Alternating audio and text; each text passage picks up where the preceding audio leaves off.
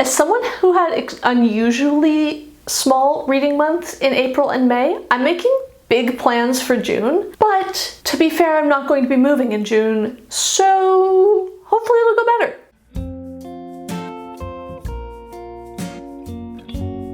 Hi everyone, Rosie here. Welcome back to my channel. As I said, I'm back with a TBR. In April, I took a bit of a break from a TBR. I did a pile of possibilities instead. Then May was super busy, so instead of making a new TBR for May, I just sort of kept reading books off my pile of possibilities. There will be a video coming your way soonish where I talk about how that went. Did I think it worked? What was my experience like overall? But for now, we're moving forward. June, there's a lot of stuff I want to read. There's a lot of stuff I want to participate in. So a detailed TBR is definitely required, and I'm super excited to tell you about it. Let's just get this one out of the way to start. First book that I'm definitely reading in June is Death in Daylesford by Kerry Greenwood. This is the 21st Phryne Fisher novel, and in this one, Phryne receives a strange invitation to visit a health spa in the countryside. Of course, when she gets there, there is murder and mystery ensues. This is the first Phryne book that has come out since I started reading the series, and I'm both really excited and a little bit worried, but mostly excited. I've got it pre-ordered. I think it comes out either June 20th or 21st, and I knew I had to put it on this list because I'm going to want to read it as soon as I get it. And this way, it's on the TBR. I'm supposed to be reading it. I also have 2 buddy reads planned for June. The first of those is Avidly Reads Guilty Pleasures by Arielle Zibrak. I think this is about femininity and how feminine interests are often classified as like lowbrow or trashy, and an exploration of that. Honestly,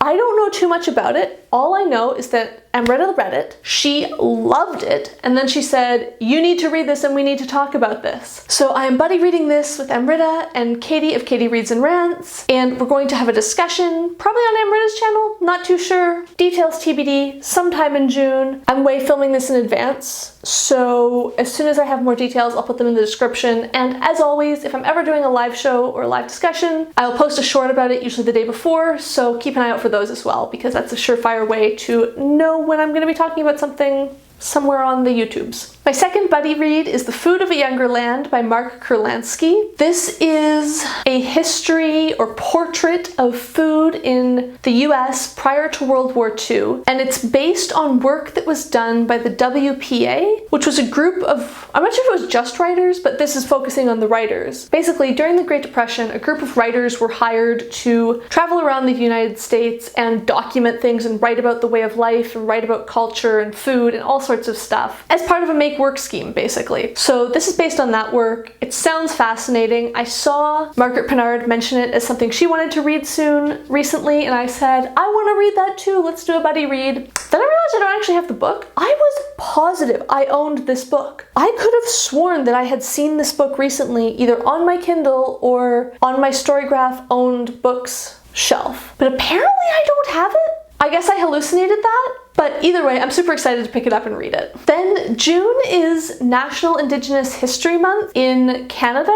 so I want to read some books by Indigenous authors that I have picked up over the years and haven't been getting to. As I mentioned during Black History Month in February, I don't like to say, oh, you know, I'm gonna read one Indigenous book in June and then that's me covered for the year, but I do think it can be nice to use themes, I guess. That feels like a trite way to put it, but yeah, using themes to remind you to get to books. Because it's not that I don't want to read these books, it's that there are so many books I want to read. I could read 50 books a month and still have more that I want to read, so sometimes having something like this can help me actually prioritize and get to something that I've been excited about. Anyways, let's get into the books. The first of them is The Inconvenient Indian by Thomas King. I'm going to read from the back of this one because I don't fully know what it is or how it works. It says, this is at once a history and the complete subversion of a history. In short, a critical and personal meditation that the remarkable Thomas King has conducted over the past 50 years about what it means to be Indian in North America. I have heard so much about this book. I remember seeing so much about it around the time it came out, and I've never read it, and I don't really know what it's about, and I want to know and I want to understand. So I am excited to read this. Then I would also like to read Birdie by Tracey Lindberg. This is apparently a darkly comic and moving novel about a Cree woman who's on a healing journey of some sort. I think it involves her family too. Again, not too sure what the plot actually is, but it sounds hilarious from the description. I think I'm gonna really like this, and I just want to read it already. I'm hoping to listen to the audiobook for this one, but depending on how that works out, I might read the ebook instead. I'm not totally sure yet. And finally, I have The Break by Katherena Vermette. Vermette is best known as a poet, actually, but I didn't know that when I bought this book, and once I've read it, I want to get some of her poetry and read that. But this is a novel that she has written, and I think some sort of crime occurs, not totally clear at all what that is, and then everything else is sort of an interwoven web of stories about people who are in various ways connected to this crime, and what's been happening in their lives that led them to be involved in whatever way they are, and how all of this plays out. Again, it sounds very dark, but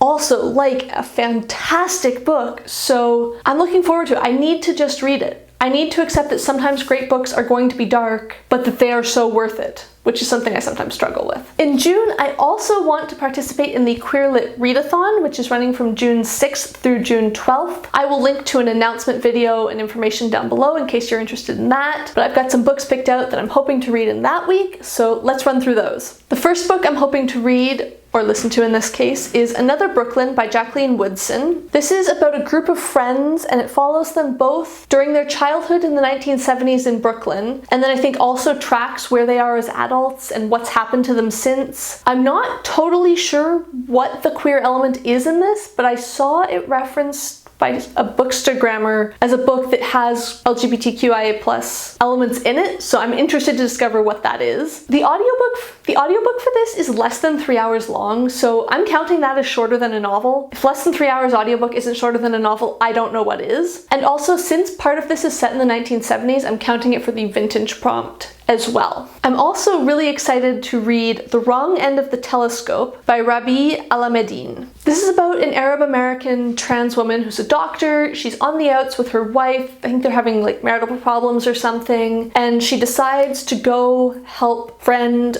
who's running the medical aid in a refugee camp on a Greek island where a lot of Syrian refugees are being held. So this woman decides to go over. She's going to spend some time there volunteering as a doctor, and when she gets there, she meets a Syrian grandmother who has cancer but doesn't want to tell her family because she's trying to protect them from what's going to happen and doesn't want them to be hurt. And I think they forge some sort of, patient care, meaningful bond of some sort. This actually doesn't really come out until September 21st, but I have an arc from NetGalley, so thank you to NetGalley and Grove Atlantic, the publishers, and I just couldn't wait to read this. It is too interesting sounding and also works too well for so many of these prompts that I just had to include it in this TBR. As for what prompts I'm including it for, I'm using it for the not set on your continent prompt and also the intersectional prompt, because the main character, Mina, is not only a trans woman, she is also an immigrant in the US and a person of color. Then I'm hoping to read Last Night in Nuke by Niviak Corneliusson. This came out in 2014, so it's not super new anymore, but apparently Corneliusson is a groundbreaking young writer who's created her own genre, and especially combined with the description for this book, it is about 5 young people coming of age in Greenland's capital city, Nuuk. I get the impression that it's coming of age in the 20s sense though, not in the 16-year-old sense, which does make it more attractive to me. From what I understand, it's 5 chapters, each one following one of these young people, and their stories are kind of interwoven. They have different relationships to each other. Apparently new information is revealed about certain characters depending on which story you're reading that you maybe wouldn't get from other ones. In short, it sounds like a kind of book that I am going to adore. Also, it was originally written in Greenlandic, which is the Greenlandic Inuit language, and then translated into Danish and English and everything else. So that's really interesting. I'm always keen to read more translated works, especially when they're not translated from big languages, if that makes sense. I feel like we see a lot of works works translated from German and from French and from Japanese, but I've never seen a book translated from Greenlandic before. That gets me excited. As for where this is going to fall on the bingo board for me, according to a quick Google, one of the characters is bisexual, so it will fall on the MSpec prompt. And I'm pretty sure at least a few of the characters are Indigenous Greenlanders, so I'm also counting it for intersectional. Greenland, I think, is technically part of the North American continental plate, so it's not on another continent though. Then I'm hoping to read volumes 1 through 4 of Lumberjanes, which has so many authors. I will put links down below to where you can find out more information about all of the authors on these, but I'm not going to try and read them all out. I think I've described this series on here before as Girl Guides Camp gets pretty feminist and also has mythical monsters and mysteries. And if that doesn't sound exciting, I don't know what does. However, it has been, I think, 7 years now since I read the first 2 volumes, so I really want to reread them and see if I'm excited about the series still, and read the 3rd and 4th volumes and see if I want to continue. From what I remember, one of the characters in this is bisexual and one of the girls is trans, so I think from what I remember and from what I've seen online, this definitely has various LGBTQIA+ rep. However, I'm going to be including it for the shorter than a novel prompt because each of these comic bind-ups is only less than 200 pages and they're pictures, so they're pretty quick. Yes, I'm reading 4 of them, but don't remind me of that. We're going with it. I also remember really enjoying reading them last time I read them, so I'm going to count them for the Brings Me Joy prompt. And if Summer Camp with Monsters doesn't give you summer vibes, I don't know what does. Now, okay, you might be saying 4 books is plenty for a TBR for a 1-week-long readathon, and you would be right. This is plenty of books, and I'm not sure if I'll get to anything else. However, if I do have time, I would also like to read Maurice by E.M. Forster. This is a novel about a young man who is upper class, he's well educated, he's your typical upper class British guy in the early 1900s, very conventional in every way, except he's gay. I don't know too much more about it than that, although I've heard that it has a happy ending, which makes me way more interested in reading it, honestly. It was written in 1913 and 1914, so even though it was published in the 1970s, I'm including this for the vintage prompt. If I have time on the audiobook front, I will listen to Freshwater by Akwaeke Emezi. This is their debut novel, and it apparently only came out in 2018, which, wow, they have been productive because I see them talked about and their works referenced so much, and they seem to have produced such amazing books that even though their debut only came out like 3 years ago, I feel like I'm so behind having not read anything from them. This is about a young Nigerian woman who as a child develops separate selves within herself, and I think something traumatic happens to her when she's a young woman and that affects which of these selves is controlling her. I don't know too much about it. This is the group read for the readathon, and like I said, I want to get on the Emezi hype train. I want to know what this is about, so this seemed like a perfect time, and like I said, I'm hoping to listen to the audiobook for this one, but again, we'll see time-wise. Finally, 4 out of these 6 authors I've included in this TBR are Black, Indigenous, or people of color, so I've also got more than 40% BIPOC authors. I'd have to skip a lot of my books to fall below that point. Finally, I've got a secret TBR project I've planned. I see other people referring to these and I'm always like, I want to do a secret TBR, so I'm going to. I've got a vlog I'm going to film later in June where I read these 3 books, but I'm not going to tell you what the theme is yet. Leave a guess if you can down below, but I don't think anyone's going to get it. It's a pretty weird theme. The first book I'm hoping to read for this vlog is Red at the Bone by Jaqueline Woodson. Yes, I know, 2 in 1 month. I've never read Woodson before, but I've heard such good things about her writing and I'm so excited about it that, yeah, I'm just going to read both of them. I'm diving right in. Red at the Bone is a family saga intergenerational type story that, from what I understand, centers on a 16th birthday party in the early 2000s, but then also jumps back and forth in time to look at the birthday girl's family and her mother and her grandparents and how her family came to be in the place it is now. And again, if that doesn't sound like a book that I will adore, I don't know what is, so why haven't I read it yet?